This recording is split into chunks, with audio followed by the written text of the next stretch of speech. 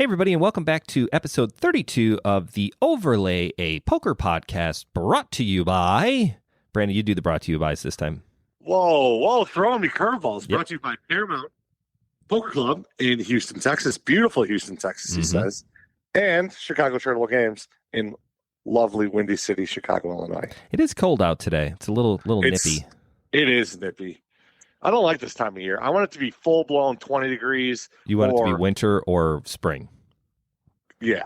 Now, what is it? Correct. We're almost in November of 2020. We'll just say November of 2020. And today's episode, we're going to discuss, we haven't done it in a while. We said we weren't going to do it again, but I think there are some things that have happened and changed that we want to do another State of Live Poker update during COVID-19. Technically, this would be part 6, the final chapter. Part 6, hopefully of 7. Or part 6 of 6. We were just saying, like, this is going to be like an update again about like the happenings in live poker, basically during the second wave, because that's what they're calling this, right? The second wave of the coronavirus, COVID-19. Yes. Is it Corona or COVID? Am I not allowed to say Corona anymore? No, I don't know. I say Corona. Whatever virus we have currently, COVID-19. I'm very nervous about COVID-20 when that comes out. Well, it should be coming out soon, right? It's almost the end of the year. Yeah, I mean, I think they screwed it up. Like, this should have been called like COVID-20 because 2020, it was so funny. And I'm really outing myself here in many different ways. But last night, Lindsay was watching the Real Housewives of Orange County. And I was just, normally, like, if I'm on my phone, she's like, is this cool if we watch this? And I was like, yeah, it's fine. Like, I'm kind of half tired. So I'm just like sitting on the couch on my phone. Whatever's on TV. I don't really care. Like, I'm not really watching... Although I do watch, the same show she does. So it's fine. But anyways, they were doing like a recap of last year. And like the girls are like at a dinner table. And it's I'm noticing how weird is this? That it's a full restaurant, no masks. Everybody's hanging out, having a grand old time. It's like the end of 2019. And then they're like cheersing. And they're like, here's to 2020. It's going to be a great year. And I looked at Lindsay and was like, did they miss the boat on that one? They blew that one. Blew that one big time. Yeah, I thought that was super funny. I was like, well, Real Housewives, you missed that mark by a freaking mile. Have you ever seen that last random Ken thought, and then we'll get into actual COVID live poker stuff. Have you ever seen that video of Jay Cutler when he's trying to throw those axes into like, those axe throwing bars that they have? Yeah. No, I haven't. And like this guy is an NFL. I don't know if he'll ever make the Hall of Fame, but like he's an extremely talented. Nobody ever thought Jay Cutler from the Chicago Bears was an untalented quarterback. Take like Foles or friggin' Trubinsky, where I don't think they have the chops to actually play in the NFL. They're not good enough, right? Right. Oh man, if you put Jay Cutler on this Bears team right now. I mean, he was a hell of a quarterback. The problem is, I always felt like Jay Cutler had zero leadership skills, and like he's a crybaby. Like somebody drop a pass that he thought they should catch, and then he's like, "I'm not throwing to that guy anymore." And I feel like that's exact. And he'd pout and get pissed, and then they lose, and then he'd get even more pissed. It's like he just. I think that was Jay Cutler's problem. If he could have had like a mental coach, that guy would have been awesome. But anyways, here's this like super talented NFL star, made tons of money. Nobody ever questioned his ability to play, and he's throwing these axes, and it literally it's awful. His wife gets up there, drills like a bullseye in the first one. She's like, "Oh, Jay, we want to see you do it." Ha ha ha. And he throws it's like clang, clang, clang. And you can tell he's getting pissed, and it's like all on TV. It is the best part about whatever TV show, that reality show he was on. It was hilarious. Did they have to make another season of that? No, because they got divorced. Spoiler alert. That's right. It was like renewed for another season. Yeah, it was. And then they decided not to do it. It was actually a really good show. Like he made the show. Like I think it was called like, what was the name of that show? Something Cavalieri. Yeah, very Cavalieri. Yeah. Yeah, because it was the girl from Laguna Beach. Yeah. All right, we've totally missed the boat here on COVID-19. Well, how about that episode where she's like, well, what are you going to do today? He's like, I don't know. Sit around. Nothing. Make food. Wait to pick up the kids from school. Yep, at 3 o'clock. He didn't have a job. No, he didn't have a job. I'm going to go hunt or drink beer or something like that. I'm going to go check he just sounds so sarcastic, but he's so serious. So serious. He's like, this is what I do now. I'm a 8-9-year-old retired man. Like, I no longer do anything. I check my cams out in the forest. What are those called? Like the hunting cams? Yeah, that's what it was. He's like, I'm going to go drive my dash cam or something, but I can't think of the name of those. Field cam? Anyways, doesn't matter. All right, episode 32. Can't believe we're up to 32. I know I've been saying this forever because of the vlog. And I'm like, I can't believe we're up to vlog number 113.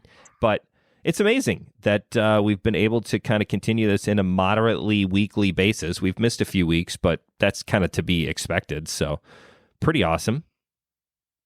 COVID-19 has led one silver lining of COVID-19, the quarantine, and the shit show of 2020 is at least we have a pretty dope podcast that we're coming up to 5,000 downloads. We're like super close, which is crazy to me. Yeah, I'm looking at it now. I don't know 5,000 people. I don't know 5,000 people. It's awesome. Anyways, episode 32, we're going to discuss live poker and how it is being affected by COVID, because especially now, and we can just jump into Illinois because we're experts in that area. We were at 50 people. So when the quarantine happened, they were at 0. Nobody was allowed to go outside. And then now we were from July through the end of October, for the most part, we were at 50-person gatherings. And doing a poker room with 50 people, 6-handed max, that's 8 tables. It was doable, right? I mean, we made it work. It really didn't. It wasn't that bad. I mean, we're referring to CCG and kind of the charity poker side of things. So, I mean, it was great. I mean, there were plenty of cash games. I mean, Saturdays got super busy where, there'd be a really long wait. But, I would tell people, if you would have gone to the Horseshoe pre-COVID on a Friday or Saturday night, there's 60 people on the waiting list. 60. I know they've got, 20-something 1-2 games going. However, there were 60 people on the list. And if you got there later in the evening and like the shift changes were happening and they didn't have enough dealers to continue the 20-something tables that were running, 30-something tables that were running, what did they do, Brandon? You just wait. Yeah, they just close the table. And now the list gets deeper because if they're sending 2 dealers home, if 2 more dealers are going home than coming in, like their seats are opening and they're just not filling people because they're closing tables. They're closing tables, right? With 60 people on the list. And people always get mad, and it's like, well, just hire more dealers. And it's very difficult to do that because, I mean, there's a certain number that they can have, and, I mean, it is what it is. And then there's school, and then and they're only going to need them for these random one-off times. Yeah, you can't have a dealer that you pay for, at the Horseshoe that's going to work, 2 nights a week between 8 o'clock and 2 o'clock in the morning when the drunks want to come out and play 1-2. Right. It's is what it is. Not feasible. So, I mean, that's always a thing that happens. I mean, nobody likes to wait. Everybody wants to play instant gratification, but it is what it is. But that was when we were at 50 people. Now, in the state of Illinois, we are down to 25-person gatherings starting basically now, this weekend, end of October, beginning of November. Yeah. 25 people is a lot harder. That's roughly 4 half tables of 6. Yeah, I mean, that's roughly half, right? Roughly half. So we're down to half, which means you either got to do all cash games, so like the tournament guys get screwed, or if you try to do, 2 tournament tables and 2 cash games, it's like now it's like a sit and go. So that there's what do they always say about a compromise? A good compromise means nobody's happy. And that's kind of where we're at. It's like 25 is the compromise, and it's like, do you either do all cash game players and the tournament guys are super pissed, or do you do, like a small one big tournament, and then the cash game guys are mad, and really the tournament guys are mad too, because it's like I've heard people are like, well, I'm not coming because the problem is if I go to the deep stack on Saturday and I even get into the first 36 and I get to sit down right at 2 o'clock and start the tournament as is.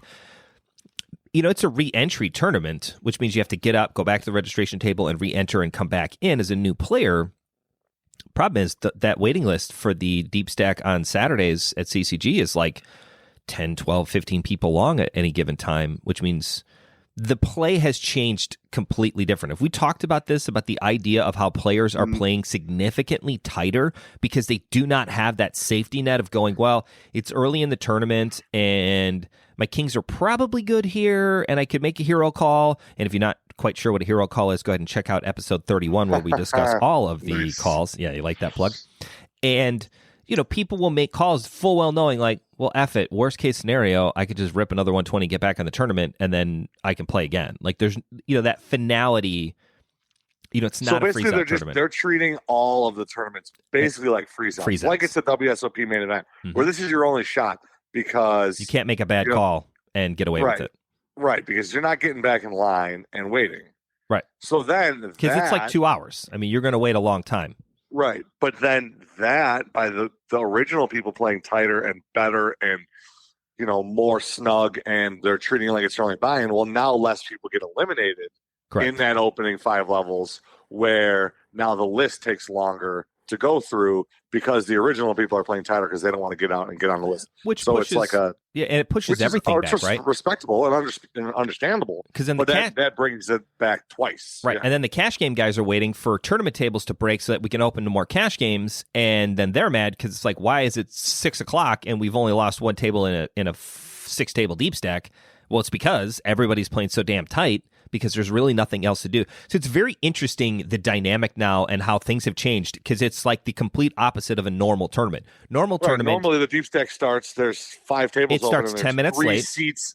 Yeah, 10 minutes late. There's 3 seats at every table. Correct. We've started 7-handed. Right. On 5 tables, and there's 15 open seats. You just rip it, you buy it, and you can do anything you want. I mean, and there's a whole crew of people that just come late. They come 2:30, 2:45, 3:00. Like, I'm one of those guys. Like, I never play. I don't think I've ever actually started. Listen to the speech at the start of the tournament at the Horseshoe. Do they even give speeches at the Horseshoe? They do. During the WSOP? Yeah, I've never heard one of those, and I've never played, like, the first level, ever. Ever in a WSOP event, I've never played the first level. I always get there late. In my mind, it's, that's just when I start. So it's different, because now, during COVID... at CCG, there's a line at like 1:30 when registration opens, like a line. Alex always texts me a picture. He's like, "Dude, look at this line. They're already." He's like, "I wish we get these guys here like this Black early Friday, all the time." but every Saturday, because everybody knows that if you don't get there early, you're going to miss your spot. You're going to have to wait. So it's like this forcing of players to come early, which is really great, and it changes the dynamic of play. So like. Not to mention the fact that COVID has made the event smaller and, 6-handed play. We'll get into that in a second. I've had a lot of complaints about that, but it's wild to me how a pandemic has changed the world of poker. From a room standpoint, it's significantly better. Players are coming earlier. Players are staying later. They don't want to leave and get up for the table because, like, we're enforcing like the 3rd-man walking rule, which is really like the 1-man walking rule right now. Right, the second guy that stands up, you got to sit down, and there's 8 people on the list, so it's actually that time where it's like, if you get up, you're going to get your chips pulled, and somebody else will slide in, and people get mad, like, I have to pee. Like, I get it, bro. You got to wait until the other guy comes back, and if he misses a blind, then we're going to pull his stack, and then you can get up when another player sits down. Like, it's very weird, and it's so hard with six-handed games, is that when one guy gets up, it's like, man, now you're down to 5. And then if another guy wants to get up to go pee, you're down to 4. And it's like, all of a sudden, game down. Oh, well, that's another thing that we can get into if we're going to talk about 6-handed play. The amount of times you lose 2 players and then the game goes down is like pretty insane. Because if you have 66% of a table at a full 9-handed table, you're still 6-handed, and they're still perfectly fine playing 6-handed for a while they wait for a 7th. But you go down to 4. And then all of a sudden, which is still 2/3 of a full table of 6. Correct. You go down to 4, and all of a sudden, like, people are looking around. Yep. Like, one guy's like, I'm going to get up and take a break. Well, now it's 3, and then the 3 are like, I don't really want to do anything. How many seats do we have? And it just went from like full to game down. to down. Yeah. And I'm just like, hold your horses, guys. Like, I understand you don't want to play 3-handed. Like, nobody wants to play 3-handed. Right. But like, it's doing the players that are 10 minutes away a disservice by breaking the game and starting lists when we have this game formed. Like, I'm cool with pausing the game. Like, pause, everybody take a break. All right, now I'm going to keep the dealer there, keep your chips there, go smoke what you want to smoke, and go get food and use the washroom, do whatever you want to do. In a few minutes, But I'll see you in 5 minutes. Not like, oh, there's 2 open seats at these other 2 games. We want to draw. Can we draw for those 2 seats? And it's like, no, guys, like you don't have 3 players. You've got 5 players. It's just 2 of them are absent. So it makes, again, the dynamics are one of the tricky parts. It's so different. Well, and it's funny. People keep texting me about Pot Limit Omaha, and I was like, PLO has not recovered from COVID. Like, PLO down. And that's the exact reason why PLO is down. The problem is Six-handed PLO play is fantastic. It's my favorite game. Short-handed PLO is by far the most fun, action-filled game that you could play. You get to play every single hand. Somebody's raising every hand. It's awesome. It's going to go four ways to the flop. And your for cards 20. are live. Like, there's really no bad cards. You know, Right. I mean, you can justify your range is huge. So it's great because you get to play a bunch and you get to be active. I mean, nobody wants to, I mean, maybe the Nits do. Nobody wants to go to a tournament and fold for 4 hours, get one big hand, and then double up. Like, that sucks. That's not fun. It's not fun for me. Maybe it's fun for other people. I know you're in the same boat as I am. That's how you beat the rake, though. That's how you beat the rake. I guess. But you only pay $5 in rake. Yeah, that's not. Nobody likes that either. More rake is better. That's what Doug Polk says. That's true. But PLO is down because the fact that if you get 6 players, and that exact scenario happens in Pot Limit Omaha, where you get a big hand and 2 guys get knocked out, and now you're down to 4, and you got 1 or 2 guys on the way because they don't want to actually be in the room waiting and not playing. So they're like, well, just call me when a seat opens up. And the next thing you know, before they can get there, the game's down because you're at 4-handed. One guy's up. He's like, I don't want to play 4-handed. I'm going to leave. Like, I'm out. And then you're at 3, game down, over, nothing happens. So it's like one big hand away from breaking the entire table. Pot Limit Omaha has just not recovered from COVID with these 6-handed games. They're very difficult to go. And the inverse of it too is you have 6 players at a table, and then you got 2 guys hanging out, eating dinner, waiting, or whatever they're doing. Well, now you get the right guys stuck and the right guys with the money. Nobody leaves for 8 hours. So now you got and then 2 those guys. 2 guys are going to be like, well, I waited 3 hours. I'm going home. Well, they aren't ever going to do that again. Nope. Like, that was their one time. And now when there is an open seat, there is no list. Correct. So the list it's just tough. Eaten up. I mean, it's like to find the right type of people, you need like 4 Kens in wait where they're dying to get into the game and they're willing to play a game that they're not crazy about, like No Limit, until the Pot Limit Omaha game opens up. And at some point there's a breaking point where they're like, man, I've been waiting for 2.5 hours. Like and I lost $600 in order to get PLO off. Play 1-2. Really need 10 guys and start a 6-handed game and a 4-handed feeder, or 12 guys and start 2 games. One of them being a feeder into the other one. But then that eats up 2 of our tables, and then you go into that thing where you only got 25 people. Oh, it's impossible. And now we're clogging up 12 of them for PLO, which theoretically you've got a ton of 1-3 players.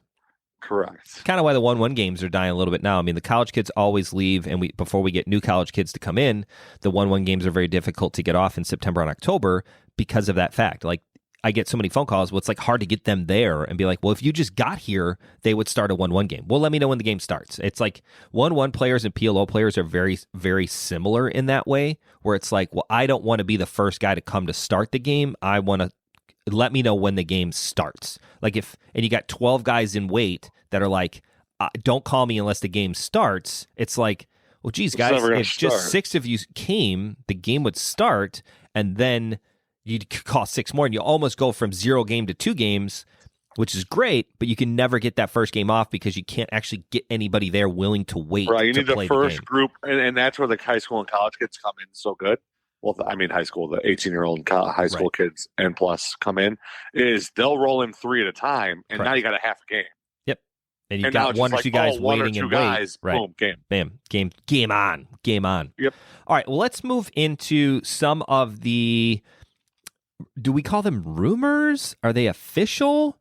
How many poker rooms, casino-wise, are there in the Chicagoland area? What games we got, Brandon? We got Elgin, the Grand Vic. We got Harris Joliet. We got the small Harris or Hollywood Aurora room. Hollywood Aurora, that's right by my house. My first stomping grounds. Horseshoe. We have Horseshoe in Hand. So it's really those 4, and the Majestic Star. And the Majestic Star in another small room. Gary. That's trying to get bigger. So you got 5 games. Obviously, none of the casino games have come back. I think we've talked a little bit about this, and people have asked me, the poker games are not starting because of the fact that the casinos are at limited capacity. They're going to choose the most profitable games to play, and poker is the least profitable game for a casino. Correct? Correct. It takes the most amount of manpower, and operating costs are high, brings and in fixed costs are really low. Right, the floor space that it takes up. Right, it is not worth it for them.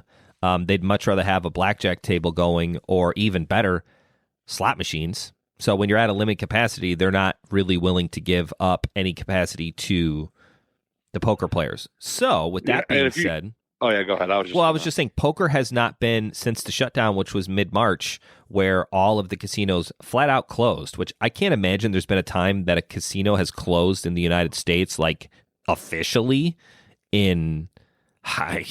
Is there any other instance where that's happened? I mean, they said the last time the Vegas Strip went down was when JFK got assassinated. And that was for one day? It was a weekend, yeah. Oh, wow, a whole weekend. Yeah. Not even during, like, 9/11 or anything like that? No. Well, I think it shows a time of this, a sign of the times where, even something as large as that, even that didn't close the Strip, and now the pandemic did close the Strip, and a lot of the Strip has not even reopened at this point. Correct. Correct. We're getting into Vegas. I want to get into the Midwest. So out of the Midwest, none of the poker rooms have been running since the end of March, right? Right. Like there's a room in Detroit that opened up early. Besides that. But like none of the games that you just mentioned in the Midwest, all of them are closed. None of them have reopened. They're all continuing to be closed. And what is the rumors that are out there now? I have only heard them through you, so I think you're the better resource here. So I have a few. I'll go in order. Okay. First, I heard Elgin is Grand Vic. They're never going to reopen their room. I have a few friends that were dealers there that they got their papers and they are fired, and they no more furlough. They're gone. No more furlough. They out. Room down. And that was the first domino to fall. And the Grand Vic had a really good game. I mean, they had an incredibly high rake. I think the rake was like $8, right? Yeah. It was extremely high rake, and they still +1, yeah. Packed that room. So if you've ever played and won 2 at the Grand Vic, like I compare it to like the 2012 CCG early bird that got 110 players. If you take all those crazies and players from 2012 CCG low stakes early bird, and you all gave them $100 to go play cash game, like that was the 1-2 games right at Grand Vic. Just actiony and like small, but like it started small, but then there was so much gambling and crazy stuff going on that it turned big. Well, it becomes a poker economy, right? Like if you got those wild, I don't want to say noobs, but wild beginners that are just pumping $100 bullets in left and right, what does it do? It's chumming the water. Then you start getting the bigger players coming in because they want to scoop up some of that little money, and it feeds on itself, and it creates this whole ecosystem. I love to talk about poker economics in the sense of like how the economy in poker works, and that's how it works. You get these wild players that are just kind of new. I want to get out and play. I want to gamble. I want to have a good time. It's fun. They're not worried about GTO or ranges or did the guy 3-bet me last time with Ace King? Like those guys aren't not thinking about that. They progress eventually into better players, but they look down at Jack 9 and it's like, I want to play for 15. I don't care what I'm going to 3-bet this. Sir, it's a limit game. You can only raise once. No, $15. No, sir, it's $5, and then it goes to 10, and then the next guy can be, all right, I'm just going to make it 15. No, you can't. Okay, hang on. You can't do that. It's great. But those are the guys that you need, and girls. I shouldn't say guys. It's 2020 now, Brandon. We got to be more politically correct. The players like that, that's what feeds these games. So anyways, the economy in the Grand Vic poker room was booming, right? It was thriving. Yeah, it was great. Grand Vic did more for poker in Elgin than any other poker room in the history of the United States. It's my Trump quote of the day. Statement, but yeah. Go ahead. So next. So Grand Vic, rumor is Grand Vic, down. Gone. For good. Rest in peace, 2020 murder. So that leaves Grand us Vic. with 4 poker rooms left. Let's move on. A couple weeks ago, our infamous Johnny Draws came in and talking to me. Love Draws. I have no idea if he ever would listen to this podcast, but Johnny Draws is an OG, amazing player. He has my favorite line of all time, and I'm going to put this out on the internet forever and for good. Johnny Draws came up to me once, and I was like, Draws, nice pot. And I was like, how do you win so much? He goes, build a pot, catch a hand. I was like, that's awesome. Wow, that's his quote? That's his quote. He said that to me once. Because you've said that 100 times. I love that quote. I think it's amazing. He just says it all the time. And he's just like, build a pot, catch a hand. It's like Draws. It's that easy. So 2 good. steps. How do you win a poker? Step 1, build a pot. Step 2, catch a hand. That's it. You don't need good cards. You don't need ranges. You just got to build a pot and then catch a hand. All right, so he came in. He asked me if I had a player card at Harris Joliet. I said, no, I don't really play out there.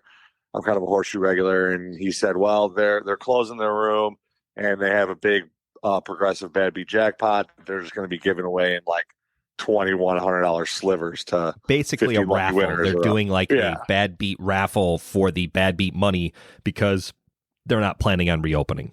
Correct. So that I don't know any dealers, any inside there. Well, that to me, that's a more solidified like. Right, if they're giving up the bad beat money, that's kind of crazy. Right, it's kind of like we got to get rid of this because we have no plans. They don't plan on opening up for a very long time. All right, so you got Grand Vic down, maybe permanently. You got the Harrah's game in Joliet.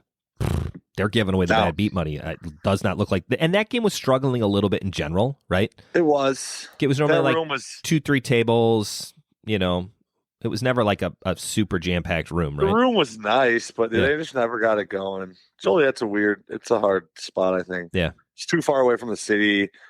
Everybody closer to Chicago has closer places to play. Correct. So they're in like a weird no location. man's land. Yeah.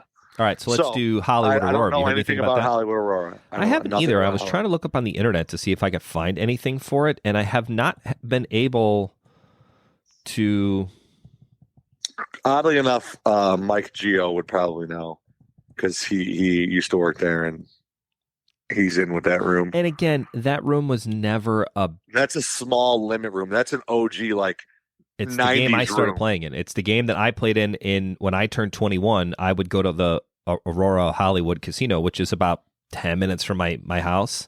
Right, which is what like year 2000 and yeah, I turned 21 in 2001. So yeah. So I mean that was 01. So this is like pre-online poker. It's not really a thing yet. I think online was a couple years later. Yeah, 04, 03. That's when we were already playing. I was already playing the limit game. There was no limit, did not exist. The only game moneymaker. It was 5-10 limit, and it was a crazy game. And it's also where I met King. King was a regular at the Hollywood Aurora. Because when I say Hollywood, I always just assume it's Aurora because I never think of Hollywood and Joliet, but they do have another property down in Joliet, which is right next to Harrah's. And I mean, that's where I met King. That's the infamous time where two good stories I always tell. One, I won a hand of limit poker playing 5-10, kill pot. I won the hand without cards. I pounded it the whole way, flop, turn, river, pre-flop, bet everything the whole way, cap. I just kept betting, bet. Guy finally folds on the river. I don't remember what I had. I think I had a winner. And he folds. Dealer looks to me to muck my cards. I look down, my cards are gone. The dealer, I was sitting in the 9 seat. The dealer had scooped up my cards at some point. Somewhere along the way? Somewhere. I didn't notice, and he didn't notice. And now the other guy's already gone. He's already got the pot pushed over to me, and we're both like, what do we do here? And he just awesome. I threw him $10, and he's like, all right, cool. I mean, I won the hand, so it's just not like a rules thing or like an angle shoot. I didn't know I didn't have cards. Theoretically, I think if you went back, you'd have to figure out who had the last live hand, and maybe that player should win. But I don't really know because it was a really weird situation. Yeah, I also got to bet multiple streets after you folded. Correct, I folded. Like that should have happened. Yeah, it would have been a shit show. But anyways, luckily nobody else noticed except me and the dealer, and we were good with that. And then the other funny Hollywood story I always tell is that is where I got my first royal flush at 21. Hearts. I had ace jack of hearts. Flopped a flush, turned in my mind a straight, and then the board paired on the river. And I was like, son of a gun, I can never win in this game. And then I looked down, I was like, oh, I have a royal flush. I don't have a flush. I have a royal flush. So then that turned into, and we actually got it to get it all in because when you're heads up in limit play, there's no cap to bet. So you just keep going. Yeah. And eventually both guys just say like, I'm going to keep betting. So am I. Cool. What do you got? Let's match stacks here. I think I had like $150 left. He had like 220. So it was like, all right, cool. Put in the 150. It's not really what you're supposed to do. You're supposed to keep betting $10 increments at the time. Right. But Yeah, if 30, everybody's 40, willing to just 50, continue 60, to go, 70 like more. I'm going to Let's keep fast forward. raising. I'm going to keep raising if you keep raising. So it's a way to kind of get it all in. And sure enough, he's like, quad fives. I was like, no dice. I'm good. This is before baby jackpots, probably too. Oh my God, absolutely. Because that's the funny part. And the dealer's like, oh, I think he's like floor. And I was like, oh, cool. And they're like, what do I win? Like a t-shirt? Do I win extra money? Is there a bad beat? No, you get a hot dog meal at the diner. Nice. 2 hot dogs and French fries. Drink was Did you extra. share it with the guy with quads? I at didn't. least? I think I ripped it up and threw at him. Also, the place where I played blackjack and ripped up the cards and was asked to leave kindly. You're not allowed to rip cards. Yeah, you're learning a lot of Ken you stories. have some history there. I do. I don't go there much I've never anymore. Been there, so I don't go there much anymore. Probably it's been about 20 years now, so I could probably go. You'll probably be all right. Fine. It'll be good. Anyways, Hollywood Aurora, we don't really know what the score is on that. It wasn't a super profitable room to start with pre-COVID, post-COVID. I just don't know if those games can exist. However, on the flip side of that coin, they really didn't try to compete in the 1-2 or 2-5 no limit games. They really competed in the limit realm. They were playing 5-10, and then occasionally do like a 10-20 game, and then they did kill pot games, and then they did like an 0-8 game, like a 4-8 0-8 game, which is a phenomenal game.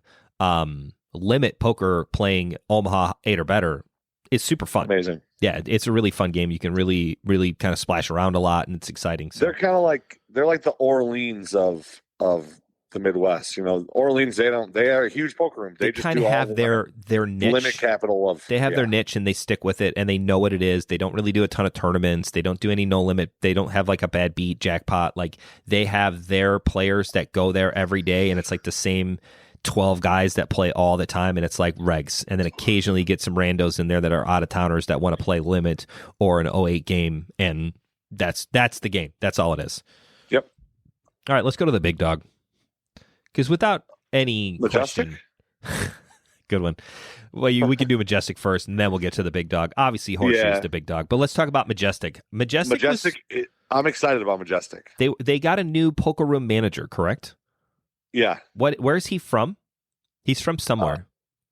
Nick, I don't know. He worked somewhere else before. He was a dealer at the Horseshoe. Oh, he was. I knew him before. But he was making huge efforts to kind of drive more players to the Majestic poker room, and really treating the poker players well. I mean, they were acting as if they really wanted the games that they were getting, and trying to spread some different stuff. Like they were spreading a 7-card stud game, and they were doing some Omaha tournaments. They did a 250 Omaha tournament. Right, that's awesome. Nobody does that.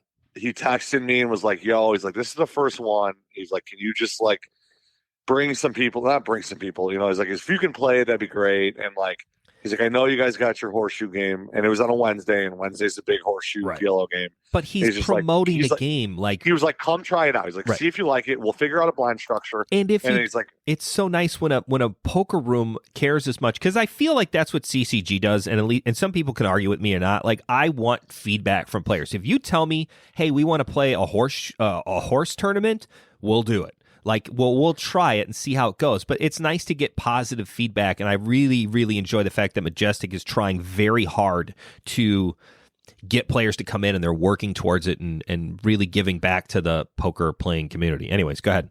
So, we went, and it ended up, we had some Horseshoe regulars. We ended up getting there, and there was like I want to say like 4K guarantee, which you need 20 players, not including the bounties, and or maybe it was a 6K guarantee. We need 30. I think we needed 30 players at the guarantee. There was like 12 of us, and then like the blind structure was a little slow. And he's like, "All right, well," it's like we on the first break, a few of us looked at the blind structure. We axed out a couple levels because it was going too slow, and just boom, real time. Just, all right, this is taking too long. Like I know. And then like we got on the horn with some of our guys that this was running. We ended up with like 35 players in it. He bought all 35 of us anything we wanted from like one of the restaurants there, like the steakhouse. Like not like couldn't like buy steaks, but it was like, do you want wings? Do you want a salad? Like what do you want? He went through. We took every one of our orders, called it in, brought it down to us. Like that is above and beyond like old school Vegas. Like right. That is working as a, what are they called? Like a Like Excuse me. Bert had one of them. concierge. Yeah, not a concierge, but like they call him something like where you try to get whales to come to your casino. A host. He was more of a poker room, obviously the manager, but like he worked it as a host where it was like, hey, I'm going to draw these guys in. Like, oh, do you want tickets to this show? Do you want, we'll buy you dinner and get you some drinks. And so like they're actively looking to bring players in, which I think is an incredible thing because the problem is, and we'll get to it when we get to the horseshoe, we get a room that's so big and so dominant and everybody goes to, like they ultimately end up starting to treat the players poorly. You don't need it. You don't need it. I don't need your business. Like, you don't like it, go somewhere else. I got 60 guys on the waiting list. There are 59 other players that will get in before you if you continue to complain, which is the wrong attitude to have. But it's the cycle of every business. And then eventually that business starts to dip, and then they realize, oh, man, we got to treat our customers better. And then they start doing it, and the shift changes again. So it's just human nature. It's what happens. But now is Majestic opening up again? So Majestic is closing for good. But the Hard Rock's opening. Oh, yeah, Gary. The Hard Rock is built. It is 4 minutes from my apartment. Oh, that's awesome. Like, I could walk there if it wasn't Gary. I thought the Hard Rock was not going to have a poker room. Like, whenever they released those blueprints, like, there wasn't a spot. Gonna be a poker room. There wasn't a spot for poker, but there is going to be a spot for poker. There's going to be a poker room because Nick is going to run it there. So the awesome manager from Majestic is now moving over to the Hard Rock. Yep, because I think they're going to close the Majestic, because they're closing Majestic Star 2, but Majestic Star 1 has the poker room. They're just going to close the poker room of Majestic Star 1, move it to the Hard Rock.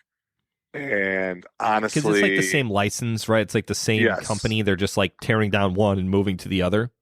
Yep. Okay. I think it's going to end up being like the new Horseshoe. Well, let's talk about the Horseshoe then. So Majestic down. But they're really planning on reopening not at the Majestic. They're going to just wait and reopen as the Hard Rock, which will be a new state-of-the-art casino, which I'm excited about.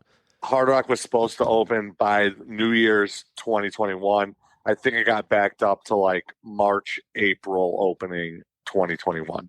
So it was supposed to open up New Year's Eve right 2020. after the pandemic. Right. It was supposed to open at the end of this year, and now it's going to be pushed back a couple of months. Right. So I think maybe, who knows what they're going to do, but, maybe this thing will get wrapped up here in April, May, March, and they'll just wait for everything to be back. And maybe they'll find water on the moon and we can start colonizing that. That'd be sweet. I think, They did find water on the moon. So this is not only, it's The Overlay, a poker podcast with the occasional science fiction thrown in. Wait, is it science? It's not fiction. Science fact. Nope. Right. Science non-fiction. This is why we don't do science fiction or science fact. No. So the Horseshoe. Fact or fiction. Science fact or fiction. Anyways, go ahead. Horseshoe, the big dog. The top poker room in the Midwest, the most popular poker room outside of Vegas in my mind. I can't imagine there's very many other rooms that are like that. If it's not the most popular, biggest room outside of Vegas, it's got to be in the top 2 or 3. It's like there's one in, the one Choctaw, like Durant, Oklahoma. That's a pretty big one outside. And then, but are they getting 30-something games every freaking day? Okay. Yeah. I mean, I've never really played any of those other places. So it's basically Oklahoma. There's one in Oklahoma, us in here at the Horseshoe, Hammond, right? And then there's the one Cherokee, Horseshoe Cherokee, and whatever that is, North Oklahoma, anyways, or something. No, it's East Coast, like. It's in the Smoky Mountains somewhere. Oh, right. Virginia or something. Virginia. Anyways. It doesn't matter. So, I mean, it's one of the predominant, like, non-Vegas hotels. Non-Vegas hotel, casino in the whole country for poker. So, obviously, I think everybody knows that within a couple weeks of them, with them reopening, the poker room was turned into all slots. Yes. So they took out all of the tables and it was slots. Yeah, the where the poker room was at the Horseshoe Hammond is now all slot machines. Back in that back corner, it's just gone. I mean, the room's there, but it's gone. Yeah, it opened like July 1st or something like that. So since July, it's been there. Now, I know all of their dealers and their dual rates and stuff have been furloughed. And, they've been waiting. And, Indiana being not all these other casinos are Illinois casinos. Indiana, we have, a little different less gaming strict board, rules, right? and different governors and different stuff like that with responses to the coronavirus. So a lot of people thought that it was going to reopen, but as of like a couple weeks ago, they got everyone that was furloughed got their papers to either transfer to table games or no longer work at the Horseshoe, because they do not think that they're going to be reopening ever either. The Horseshoe, which blows my mind. Which does blow my mind. And I also know that the Indiana Gaming Board said, hey, if you guys can submit a plan to reopen safely, like, we will entertain that. Like, so they have an avenue. It's not the gaming board that's saying, hey, you close down forever. It's certainly not the governor saying close down forever. So they have an avenue here. Now, in all honesty, the Horseshoe is under new ownership, correct? Right.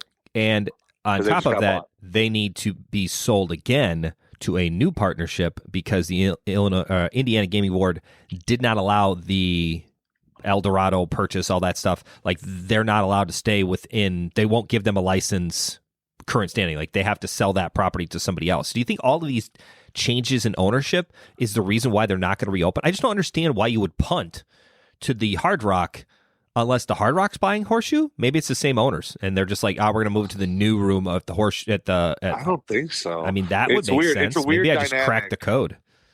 That was all made. I have nothing, no reasoning to believe any of that stuff other than I know that they have to sell the Hammond property. They're not allowed to keep it. But it just blows my mind that the Indiana Gaming Board is saying, hey, here's an avenue to reopening the biggest poker room in the Midwest. Just submit a plan to do it safely. And they opted not to. They opted not to. Yeah. That's wild.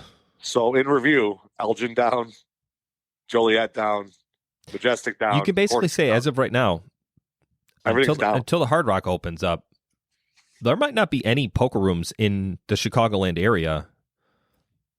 Now, I wonder if that means that'll open up some rights for.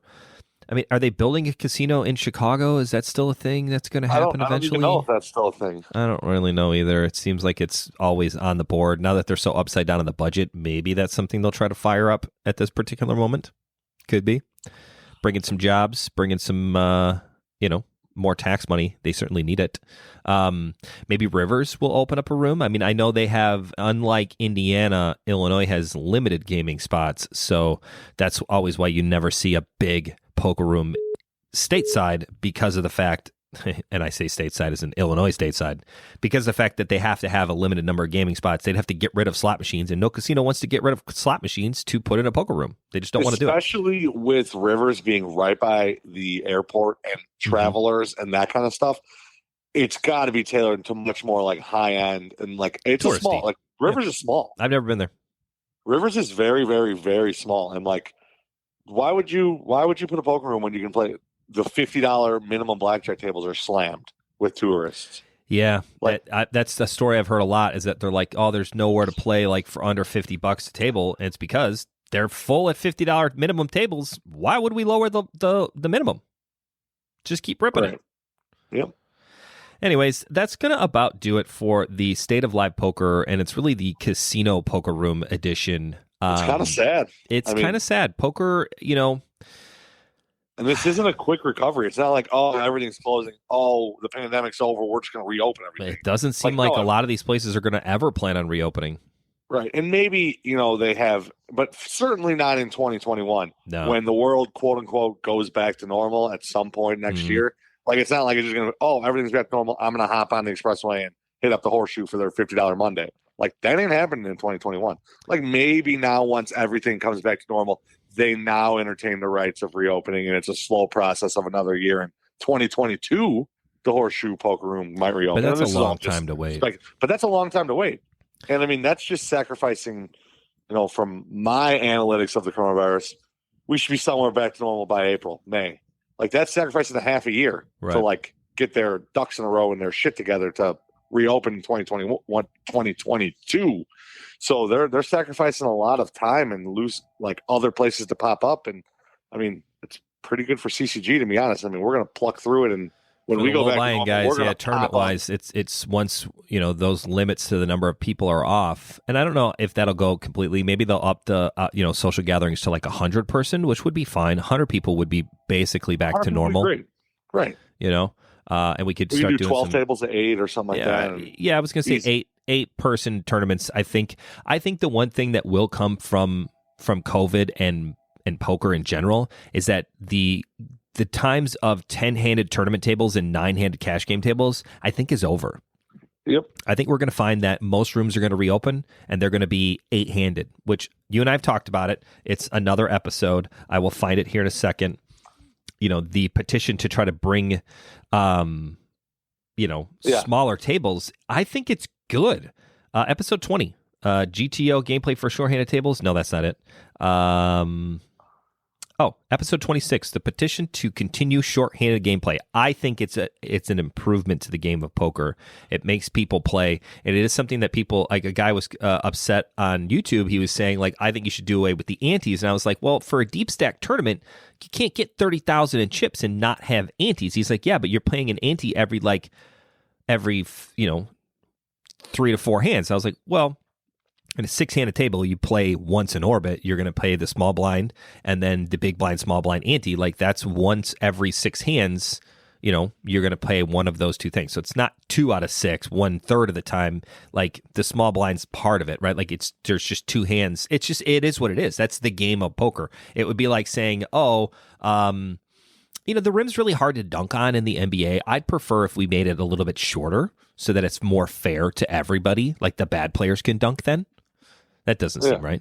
No. Let's move the 3-point line up so it's easier to make 3-pointers. It's just not something we can do. But, I think hopefully the poker community can continue on and we can kind of make, I would love for CCG to be all 8-handed next summer. I think it's great. I think it's something I would like to continue with. And again, it might be something that we have to do for anyways with, kind of COVID restrictions in general. But I just 7 to 8-handed play is a really, really good. I think it's a great thing. It makes the games more fun. Well, that's why you go 8-handed, and then if all the tables have a seat open, and 7-handed, which is still fun. It's not 6-handed like it is now, where you have a seat open when you're down to 5, and it's really rough. Yeah, and you have 10-handed where you got 9-handed. You're already full, and then you're still going to add another player. Right. 8-handed just the perfect everything. It's much better. All right. Well, thank you for listening as always. Please like, share, and subscribe to the overlay on Apple Podcasts, Spotify, Stitcher, wherever you listen to podcasts. Those are kind of the big 3. Apple Podcasts is the biggest, then Spotify, and then Stitcher. So if you're listening on something else, no worries. You can still review, rate, and subscribe to us on wherever you listen to podcasts, because the overlay is available on any podcast platform on the planet. Did you know that? Is that true? Yeah, no, it's true. Wow. It's pretty awesome. That's how we have 5,000 downloads and people listening to us in France. Now 5,000 doesn't seem so impressive. Yeah, it's like considering the whole world, we're not really a big reach yet, but we're working on it. We're getting bigger. Big bonus for this weekend if you're listening to us on Friday, because I'll probably release this episode tomorrow morning. We do have overlay T-shirts available at CCG events starting tomorrow, Friday, October 30th. You can get your very own overlay T-shirt from the Overlay, a poker podcast. You can be Brandon for Halloween. The overlay. You can be Brandon for that's T-shirt. Pretty funny. I like that. I might go as Brandon for Halloween. It's a great costume. As always, everyone, thank you for listening. Thank you for listening, and thank you for listening. Brandon, lead us out. Say goodbye. Farewell, everyone. Happy Halloween. Happy Halloween, everybody. We'll see you next time. Bye.